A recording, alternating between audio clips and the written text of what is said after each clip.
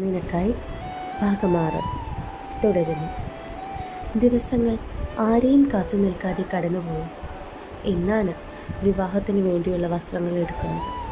ജീവനും കുടുംബവും അത്യാവശ്യം ഫേമസ് ആയ ഷോപ്പിൽ തന്നെയാണ് വസ്ത്രങ്ങൾ എടുക്കാനായി വന്നത്. എന്തു ചെയ്യാം, അവർ വന്ന സമയത്തേക്കാൾ കുറച്ച് താമസിച്ചായിരുന്നു നിധി വന്നത്. അതിനാൽ തന്നെ അവളെ കാത്ത് 10 നിമിഷത്തിനുള്ളിൽ തന്നെ സുചിത്ര തൻ്റെ ദേഷ്യം പ്രകടിപ്പിക്കാൻ തുടങ്ങി. ജീവൻ, എന്താ ഇത്? നമ്മൾ വന്നിട്ട് തന്നെ ഏതാണ്ട് ഹാഫ് ആൻ അവർ. എവിടെ അവൾ? നമ്മൾ വന്ന് കാത്തിരിക്കാൻ മാത്രം അവൾ. സുജി, മതി. നമ്മൾ വന്നിട്ട് ഏതാണ്ട് 10 മിനിറ്റ് ആയിട്ടുള്ളൂ. അതിനുള്ളിൽ ഇത്രയ്ക്കൊന്നും വേണ്ട. ബാക്കിയുള്ള വസ്ത്രങ്ങൾ പോയി നോക്കുന്നതിന് പ്രശ്നമൊന്നുമില്ലല്ലോ. സുചിത്രയെ പറയാനുള്ളത് സമ്മതിക്കാതെ സായി തുടർന്നു. സായിയുടെ ഞാൻ മതി. സായി സുചിത്രയെ എതിർക്കുന്ന ഓരോ നിമിഷവും അവർക്കുള്ളിൽ നിധിയോടുള്ള ദേഷ്യം കൂടുകയായിരുന്നു. അവർ കലിപ്പോടെ പോകുന്നത് നോക്കി ജീവൻ പറഞ്ഞു, ഉഫ്, താങ്ക്സ് അച്ഛ. അച്ഛനിപ്പോൾ ഇടപെട്ടില്ല എന്നെ കാണാമായിരുന്നു. അല്ല, ആ കുട്ടി എന്താ താമസിക്കുന്നത്? അറിയില്ല അച്ഛാ, ഞാൻ വിളിച്ചു നോക്കി, പക്ഷേ കിട്ടുന്നില്ല. ആ, ദാ വരുന്നു. അവൻ സ്കൂട്ടിയിൽ വരുന്ന അവളെ ചൂണ്ടിക്കാണിച്ചുകൊണ്ട് പറഞ്ഞു. വണ്ടി നിർത്തി ഓടി വരുന്നവളെ കണ്ടതും ജീവൻ, എന്താ നിധി താമസിച്ചത്?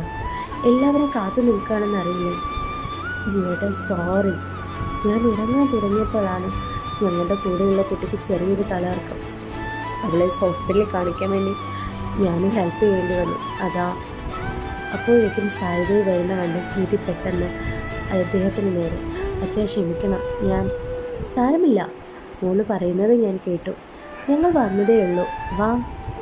അദ്ദേഹം അവൾക്കരികിൽ നിന്ന് ചേർത്ത് പിടിച്ചു. ഒരു നിമിഷം നിധി സ്റ്റക്കായിപ്പോയി. ഞെട്ടലോടെ അവൾ ജീവനെ നോക്കി. അവൻ്റെ ചുണ്ടിലെ പുഞ്ചിരി കണ്ടതും അറിയാതെ അവളുടെ കണ്ണുകളും നീറാനായി. സായി ചേർത്ത് പിടിച്ചു വരുന്ന നിധിയെ കണ്ടതും സുചിത്രയുടെ മുഖം ദേഷ്യത്തിൽ കനത്തു. ആൻറ്റി, അങ്കിളിനും അവളെ ഇഷ്ടമായി എന്ന തോന്നൽ. ഞാൻ ഇനിയും അനന്യ നിരാശയോടെ പറഞ്ഞു. മോളിതൊന്നും കണ്ട് പേടിക്കേണ്ട. എൻ്റെ മകൻ അവളെപ്പോലെ ഒരുത്തി വിവാഹം കഴിക്കാൻ ഞാൻ സമ്മതിക്കില്ല. ദൂരെ നിന്ന് തന്നെ നിധി കണ്ടിരുന്നു തന്നെ രൂക്ഷമായി നോക്കുന്ന സുചിത്രയെ. എൻഗേജ്മെൻ്റ് സമയത്തും നിധിയുടെ ഭാഗത്തുനിന്ന് ആകെ ഉണ്ടായിരുന്നത് അവളുടെ കുറച്ച് സുഹൃത്തുക്കൾ മാത്രമായിരുന്നു. ആ നിമിഷം മുതൽ ദേഷ്യത്തോടെയും വെറുപ്പോടെയും തന്നെ നോക്കുന്ന സുചിത്രയുടെ കണ്ണുകൾ അവൾ കണ്ടിരുന്നു. ഭയത്തോടെ മാറി നിന്ന് അവളെ എപ്പോഴത്തെ പോലെ അന്നും ചേർത്ത് പിടിച്ചത് സായിദേവായിരുന്നു.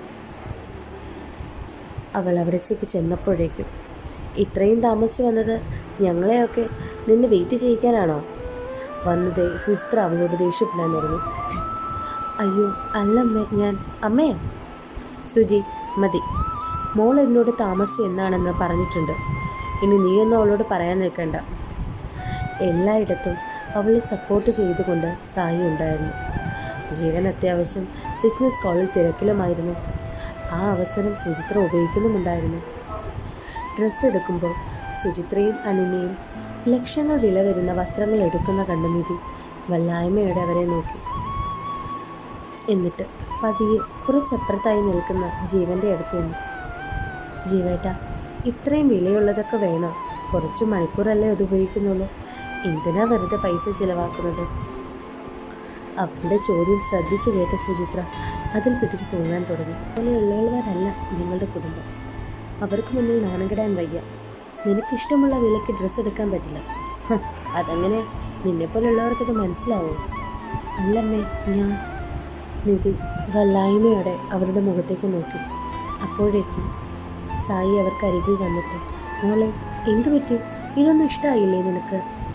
അതിനവൾ മറുപടി നൽകാതെ ജീവനെ നോക്കി. തനിക്ക് വേണ്ടി സംസാരിക്കുമെന്നുള്ള പ്രതീക്ഷയും അത് കണ്ട ജീവൻ, നിധി, നീ ഇപ്പോൾ നിൻ്റെ ചിന്തകളൊക്കെ മാറ്റിവെക്ക്. ഈ കാര്യത്തിൽ അമ്മ പറഞ്ഞതല്ലേ ശരി? നമ്മുടെ വിവാഹമല്ലേ? അവൻ്റെ മറുപടി നിധി ശരിക്കും ഞെട്ടിച്ചു കളഞ്ഞു. അവൾ വിശ്വസിക്കാനാകാതെ അവനെ നോക്കി.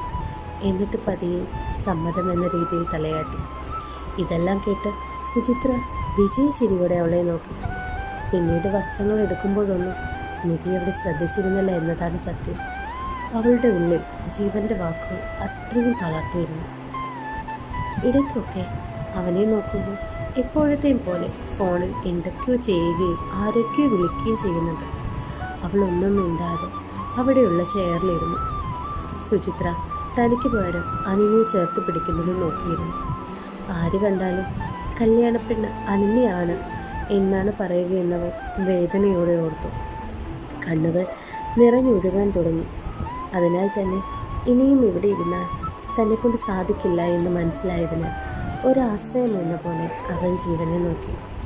അവനിപ്പോഴും സീരിയസായി ഫോൺ ഉപയോഗിച്ചുകൊണ്ടിരിക്കുന്ന കണ്ട നദി മറ്റൊന്നും ചിന്തിക്കാതെ വാഷ്റൂമിലേക്ക് പോയി. വാഷ്റൂമിനുള്ളിലേക്ക് കടക്കുമ്പോൾ തന്നെ അവിടെ മിററിന് മുന്നിൽ കുറേ ആളുകളുണ്ട് എന്നത് മനസ്സിലായതിനാൽ വേഗം തന്നെ അവൾ വാതിൽ തുറന്ന് അകത്തേക്ക് കയറി. എന്നിട്ട് പൈപ്പ് തുറന്നു വെച്ച് പൊട്ടിക്കരയാൻ തുടങ്ങി. ആദ്യമായി അവൾക്കുള്ളിൽ ഇതൊന്നും വേണ്ടായിരുന്നു എന്നൊരു തോന്നലുണ്ടായി. താൻ ആഗ്രഹിച്ച ജീവിതമല്ല ഇപ്പോൾ മുന്നിലുള്ളത് എന്ന ഓർമ്മ ഭിത്തിയിലേക്ക് അവൾ കരഞ്ഞുകൊണ്ട് തളർന്നു നിന്നു. തുടരുന്നു.